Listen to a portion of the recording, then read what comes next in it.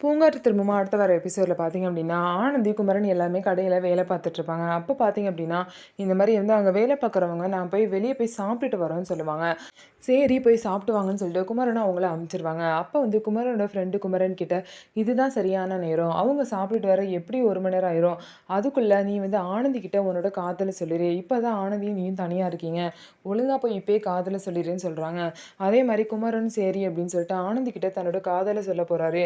ஆனந்தி உங்ககிட்ட ஒரு விஷயம் பேசணும்னு சொல்லிட்டு சொல்றாங்க. "என்ன சார்? என்ன விஷயம்?" அப்படின்னு கேட்குறாங்க. உடனே குமரன் வந்து இது எப்படி சொல்றதுன்னு தெரியல அப்படின்னு சொல்லிட்டு ஆரம்பிக்கும்போதே, ஆனந்தி என்ன நினைக்கிறாங்க அப்படின்னா, இவரும் வந்து அவங்க அண்ணனோட காதல பத்தி தான் பேச வந்திருப்பாரு போல.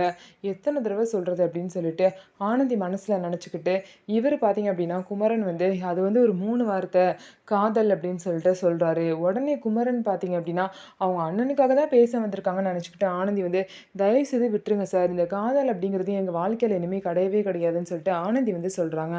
உடனே குமரனும் ரொம்ப ஷாக் ஆயி ரொம்ப மனசு கஷ்டப்பட்டு அங்கருந்து போறாரு. ஆனா பார்த்தீங்க அப்படின்னா, குமரன் வந்து அவரோட காதல தான் ஆனந்தி கிட்ட சொல்ல வந்திருக்காரு. அத புரிஞ்சுக்காம ஆனந்தி வந்து தப்பா நினைச்சுக்கிட்டு பதில் சொல்ட்டாங்க. இதுக்கப்புறம் என்ன நடக்க போது?